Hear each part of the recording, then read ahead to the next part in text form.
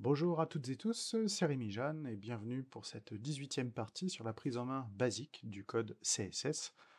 Dans cette partie, on va voir comment ajouter de la couleur à notre page web HTML.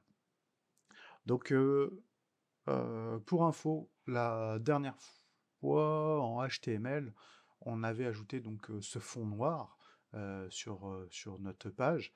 Donc tout ce qui est ici affiché sur la page web, eh bien c'est ce qu'on appelle le body. Hein, si on prend ici notre structure HTML, on a la tête ici, donc la tête on pourrait presque imaginer que c'est une partie ici de l'onglet, hein, parce que j'ai ici le nom de mon onglet qui est configuré.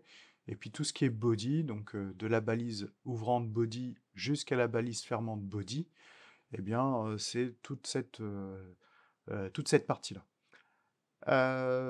Pour la partie body, on avait ajouté des propriétés. Donc là, les propriétés de style, propriétés de couleur. Ben, ces propriétés, en fait, on va pouvoir les supprimer. Alors pourquoi? Parce que tout ça, toute cette partie-là, en fait, ben, on peut la supprimer de notre page HTML et on va la configurer un petit peu différemment sur notre page CSS. Alors pour cela, déjà, ce que je vous invite à faire, c'est de supprimer en fait cette partie-là, donc de style jusqu'à la fin là, des guillemets, donc ça, on supprime, pour vraiment garder que la partie body. Les styles pour les titres H1, c'est pareil, on va pouvoir les supprimer. Donc tout ce qui est style au final, style, font 8, ça on va pouvoir enlever. Les images, pour l'instant je vais les garder là comme ça. Forme, on va garder. Encore du style. H référence, ça on va garder. Ça on garde pour le moment. Ça aussi on va garder. On va garder, on va garder. Alors là, comme je zoome aussi sur la page, c'est normal que des fois il y a des renvois à la ligne, ça fait peut-être pas très clair. Après, je zoome aussi pour que vous puissiez mieux voir à l'écran. Tac, tac, tac, alors, on va organiser ça un petit peu mieux, peut-être.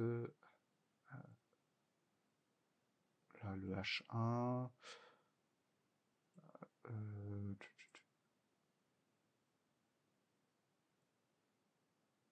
le BR. Alors, je sais pas si c'est forcément mieux.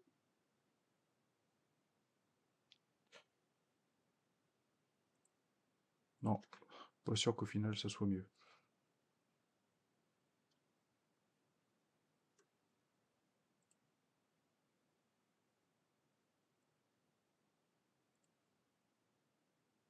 Alors, on va organiser nos commentaires de cette manière. Hop.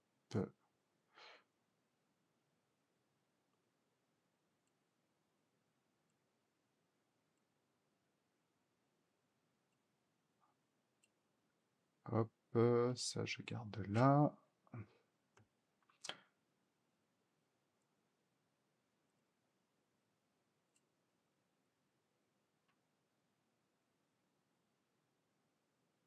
Mhm.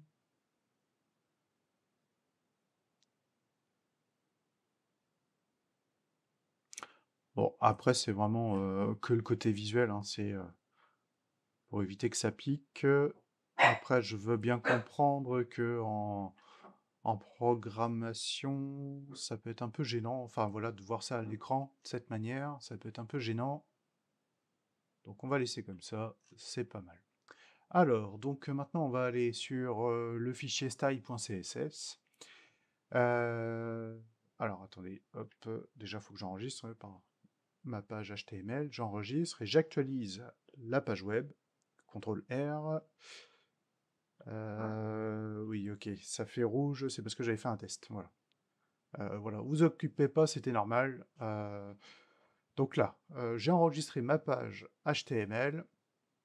Je l'ai enregistré, ça est redevenu tout blanc comme à l'origine.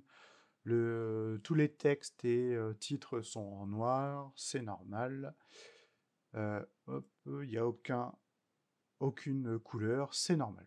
Donc maintenant, on va aller dans le style. On va ajouter le body. Alors le body, du coup, qu'est-ce que c'est? Eh ben, on peut déterminer que c'est notre balise body. Donc voilà, on saisit body comme ça de cette manière. On va ajouter les accolades. Voilà, de cette manière. Dans la structure, il y a beaucoup de codeurs en fait qui préconisent que le body soit installé de cette manière et les accolades de cette manière. C'est-à-dire que j'ai une accolade ici entrante, enfin ouvrante, et j'ai une accolade ici fermante. Et tout ce qu'on va saisir dans le body, en fait, on va le saisir comme ça à la suite. Et qu'est-ce qu'on va déjà commencer par saisir? Eh bien, la propriété background color. Background color, ça me permettra de configurer la couleur d'arrière-fond de ma page web. Et pareil, quel style de couleur? Je peux mettre la couleur directement en anglais, donc black. J'enregistre. Donc j'ai enregistré mon fichier CSS. Mon fichier HTML, il est enregistré, ça, il n'y a pas de souci. Et quand j'actualise la page web, là, mon fond est bien devenu en noir. Alors pourquoi? Parce que là, j'ai directement saisi la couleur black. Si je mets en rouge, par exemple, je pourrais très bien saisir le code RGB. Et RGB, on avait vu ça sur le codage en HTML. Donc, la première valeur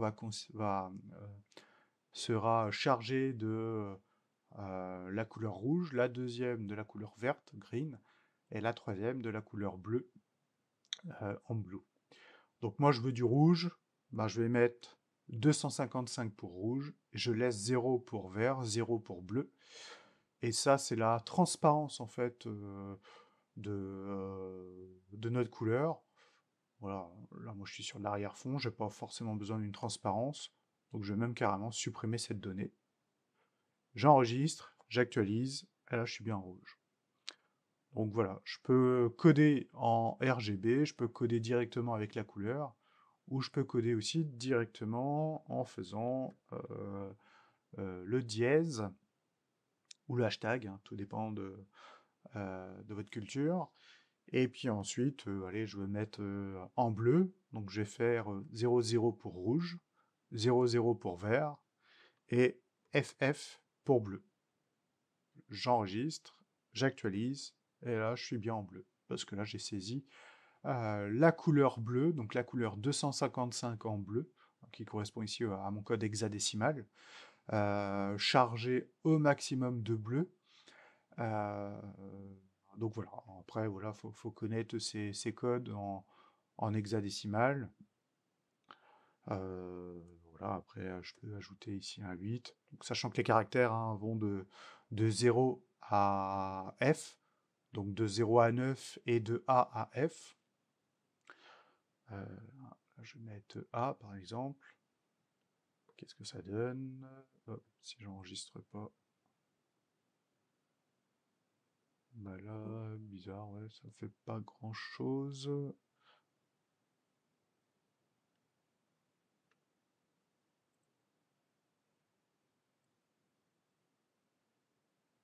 Je vais mettre 0.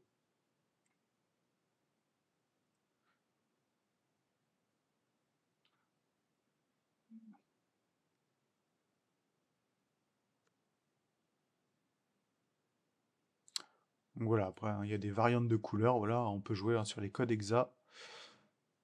Moi, je vais rester simple, je vais mettre directement ma couleur en anglais, donc black, hop, j'enregistre, et j'actualise, voilà. Donc là, le fait d'avoir mis la couleur en black, eh bien, j'ai perdu dans la couleur mes titres et mes paragraphes. Donc ça, on va les voir pour la suite de la vidéo, comment configurer voilà, ces textes. Allez, ciao, bye, et on se retrouve pour la partie 19 du code CSS.